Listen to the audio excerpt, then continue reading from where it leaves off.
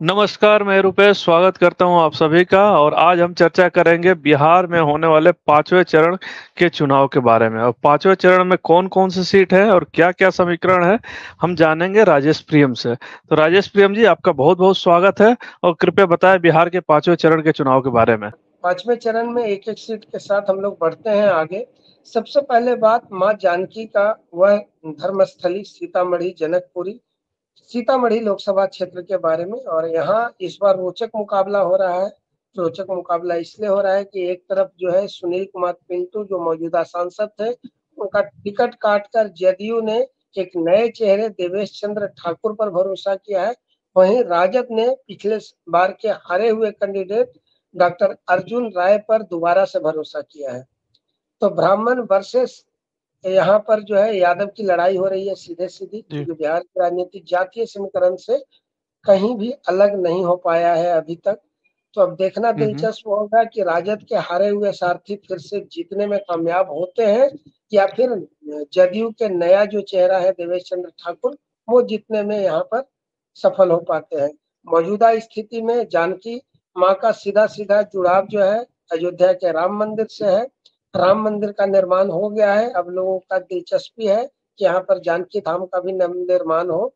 तो अब ये कैसे सफल हो पाता है, दोनों कैंडिडेट इसके नवनिर्माण की बातें कर रहे हैं।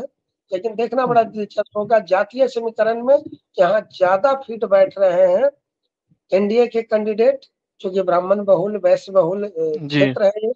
और एमवाई समीकरण भी यहाँ पर काफी मजबूत है। तो देखना दिलचस्प होगा कि कौन यहाँ से जीतते हैं।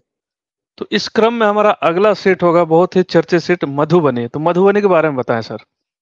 मधुबनी से इस बार अशोक कुमार यादव, जो हुकुमदेव नारायण यादव के बेटे हैं, उनकी लड़ाई है सीधे सीधे अली अशरफ फातमी, जो राजद के कैंडिडेट हैं। अली अशरफ फातमी इस बार बड़े मजबूत कैंडिडेट दिया है राजद ने। दरभंगा से 4 बार सांसद रह चुके हैं, लालू के पुराने साथी रहे हैं। और थोड़े दिन के लिए वो जदयू में चले गए थे, लेकिन इस चुनाव में घर वापसी कर गए हैं। और लालू यादव भरोसा किया उन पर। और एम बाई समीकरण पे गहरी पैठ उनकी मानी जाती है। मुस्लिम मतदाता तो उनके साथ स्वाभाविक रूप से है ही।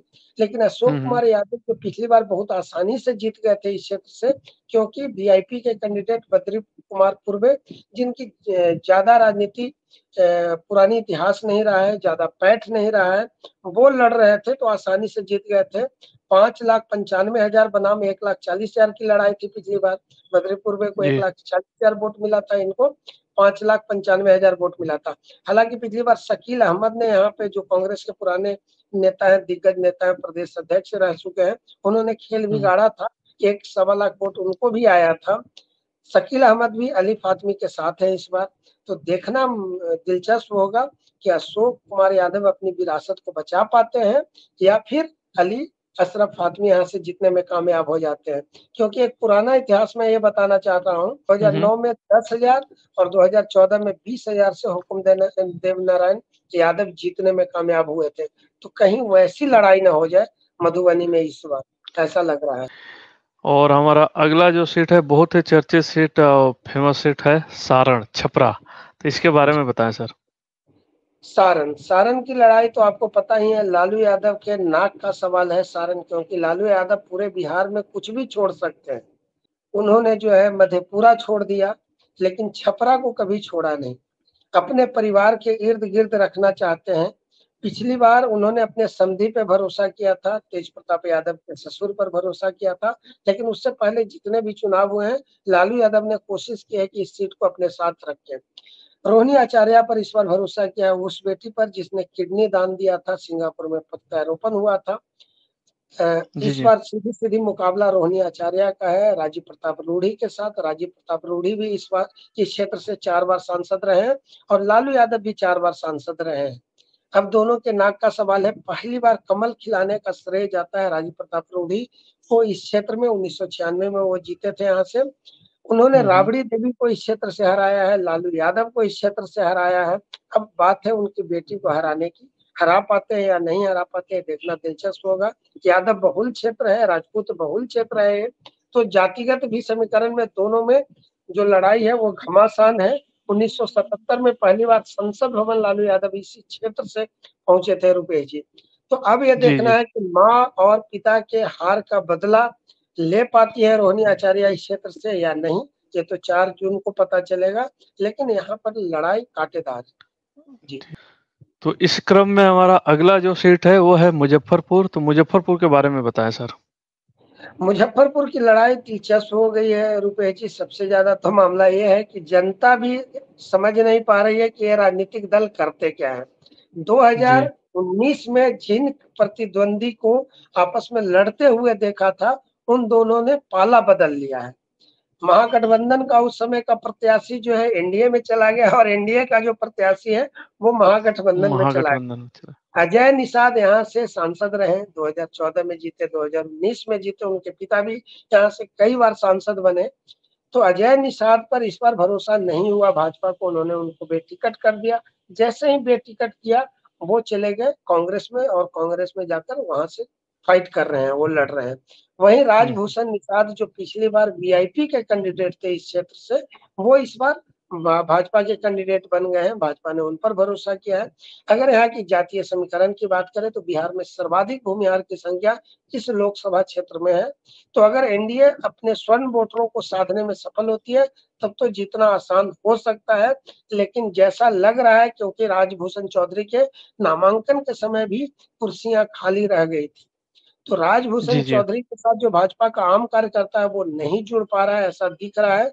वहीं अजय निषाद ने एक बड़ी गलती की थी, मुस्लिम को लेकर कुछ बोला था, जिसके लिए वो लगातार माफी मांग रहे हैं।